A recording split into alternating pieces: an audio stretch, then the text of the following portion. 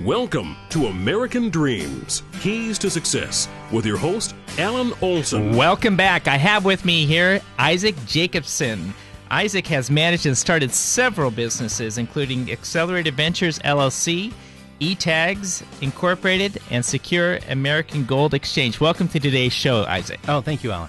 So, Isaac, all these businesses going at once. Can you tell me about how you got into these ventures and where you're at, why you're where you're at today? Yeah, well, one thing I learned early on is I'm a good salesperson. So my mom taught me how to sell stuff, even if it was in a little red wagon pulling around town, selling whatever I could sell, right, to make extra money, because we grew up very poor. And I learned that once you sell something, whether you sell a widget or stock, it really doesn't matter. You're still selling a product. And so I did it first. I entered into the business world officially in vending machines.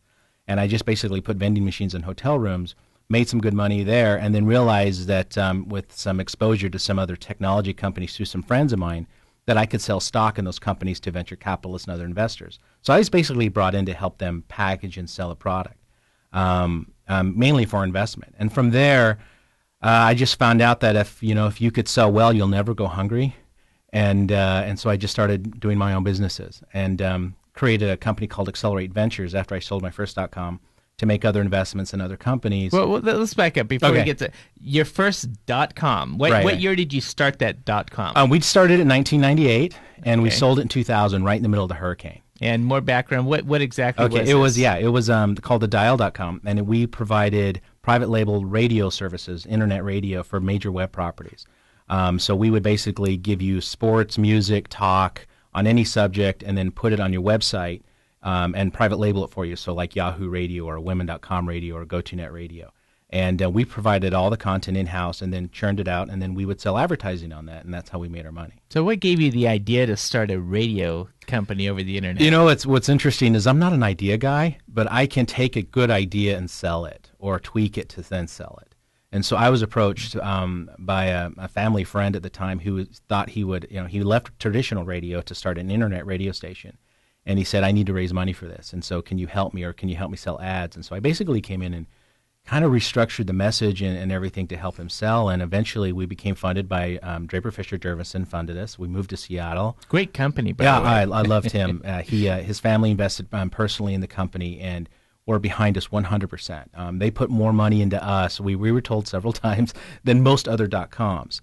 And so we did very well. We had over 200 websites, and we ironically competed against Mark Cuban.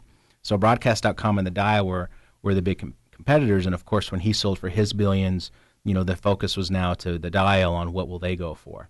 And so we sold for quite a bit less because we were on that downturn of that bubble. But we nonetheless sold the company to Loudeye Technologies, a public company at the time, which was acquired eventually by Nokia. Well, so then from the Dial.com, you took the cash and dumped it into Accelerate Ventures? Yes. And a lot of it was venture capitalists saw what we did, and they said, Isaac, can you do that exact same process again? Start another company. And I saw all the dead bodies in .com, and I said, well, why don't I come out, jump the fence, and help you fix some of these? What year is this? This was in 2000, 2001. Oh, the train wreck had happened. Yeah, so there's a lot of dead bodies to fix, right? And so I said, well, let me come over and see what I could do. And I thought I was going to be a turnaround man, but I ended up being a hatchet man. So I ended up going into these companies, chopping them up, and then selling the assets that needed to be sold to recoup any investment that could be done. Over time, I just found it was a hard job to do, because you're chopping the company up at the same time you're trying to recruit new talent, and it's hard. It's a hard environment to work in.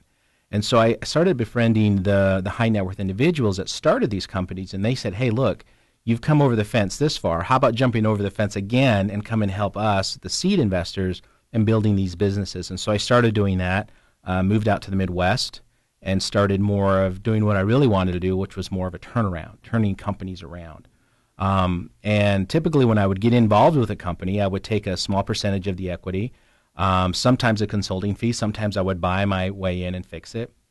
But I would take an interim role, like interim VP Biz Dev, sometimes CEO, a lot of sales gigs, and then try to turn them around and sell them for an exit. And the last company exited. There's a bunch of companies in between the Dow and this one, but the last one was called Diginex Technologies, and I got out of that business and acquired my first company 6 years ago, fully.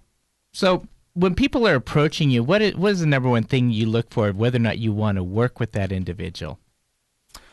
Oh, wow. First and foremost, the ability to sell. I mean, I'm a sales guy through and through. Even the tech staff. If I'm introduced to a business via a CTO or somebody, can that person sell me on their business? Can they sell their product? And throughout the company, is that message the same with everyone?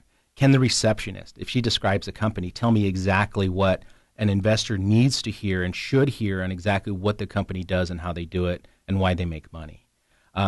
A lot of it is it really comes down to how do you make money. Isaac, we got to take a quick break. I'm here today with Isaac Jacobson. He's a serial entrepreneur. We'll be right back after these messages. Nothing's more important than spending time with your family. At Greenstone Rogo Polson Company, we're trusted advisors to the highly successful. Our goal is to help you find the right strategy to protect your wealth for yourself and those you love. Kids, why do I feel like I've just had an audit? As trusted advisors to the highly successful, we'll make sure that you don't lose your shirt. Rogo helping you along.